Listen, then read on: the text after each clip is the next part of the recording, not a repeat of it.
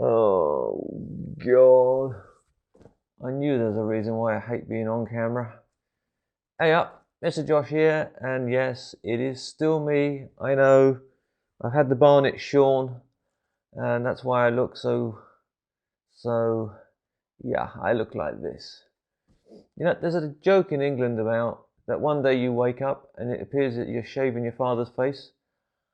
I ain't getting dangerously close to that. Really far too close. Anyhow, if you're new here, please subscribe and hit the like button down there because I need the attention. I'm an attention-seeking person. And I seem to be having one of those months where every other student that I speak to, I say something to them and they look at me like I've just dropped my trousers on camera and started waving me love spuds at them. What prompted this was what I literally just said to you a minute ago, that I've had me Barnet shorn. This person just looked at me like I had gone crazy. Like, Barnet, Shorn, what is all this? So I thought today I'd give you some Cockney.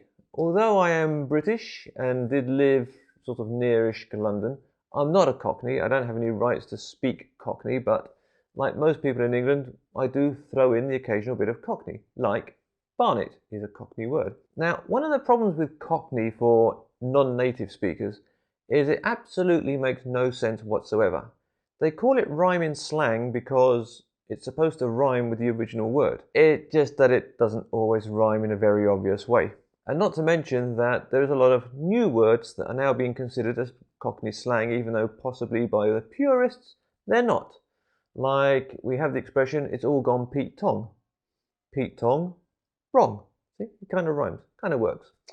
Anyways, I thought today what I would do is I'd just give you a quick 5 or so Cockney words to do with everything north of your Gregory. So, number 1, boat race. Boat race is literally face. The way you would use it would be something like, why don't you just shut your boat? Meaning, shut your face, or just shut up speaking. You're annoying me, I don't want to hear what you're saying. Shut your boat. Another version of Cockney slang for face is also bib and brace. Bib and brace, face. This is one of the big problems with Cockney, is that there's not always just one way of saying things. Sometimes there's 3 or 4, and well, good luck with that one. Just try and figure it out as best you can.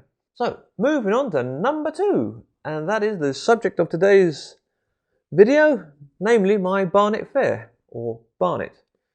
Barnet Fair, hair. And as I said to that student this week, I said, you know, I've been to have me Barnet shorn. Shorn is not Cockney. Shorn is the past of the word shear, as in what you do to sheep when you want to get rid of their wool. So yeah, I had the Barnet shorn, and here's the thing with me, I hate having my hair cut, and I just leave it stupid long time. I go about once every 3 months, and then I just say to them, just remove the lot, be done with it, I don't want to think about it. Which in the normal course of events is no great problem. But of course now I'm sitting here on YouTube, and probably there's people looking at me thinking, who the hell are you? So moving down from your Barnet Fair, you got these. These are not ears, they're lords and peers. Although I've got to say I don't use this one. I tend to use luggoles, which I'm not terribly sure is actually Cockney. It might not be, because there's always variations of everything. So if you're talking to someone and they didn't hear you, you might say, "Oi, unblock your luggoles, what's the matter with you?" So moving on from your luggoles, you have these, which you might be thinking are called eyes. But in Cockney, no they ain't. They are mince pies, as in the thing we eat at Christmas. But the thing is, when people actually talk about eyes in Cockney, they don't actually say mince pies, they say mincers. So I might say to someone, oh, I've been staring at Skype for the last 3 hours, I need to rest my mincers, meaning I need to rest my eyes. Yes, I know it doesn't make any sense, but hey, come on, it's English. What, you expecting it to make sense?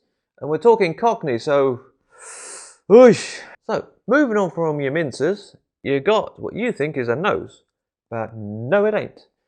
In Cockney, it's known as your Mary Rose, which was a famous ship from olden times. And it's got a whole load of other different names as well. In fact, a London-born comedian that I used to watch a lot called Mike Reed always used to refer to it as his bugle. Pretty much I use the word bugle more than Mary Rose. So you might say to someone, keep your bugle out of my business, meaning keep your nose out of my business.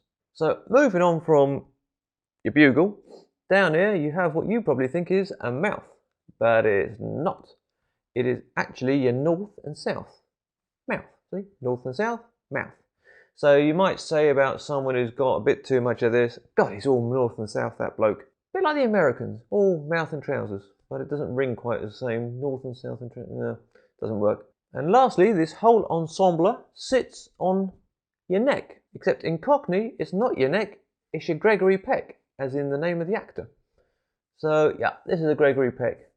Although, I've got to say, yeah, looking at myself on the screen there, I look really bad.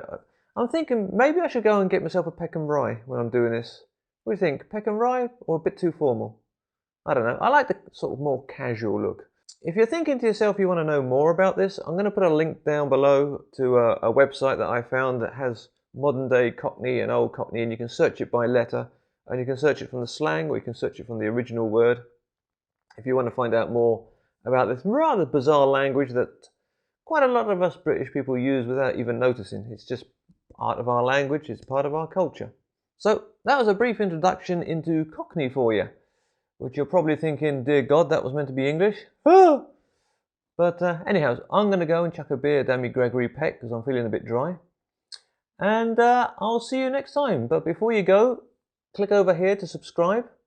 And you might want to try watching this video. You might find it interesting. Ciao for now.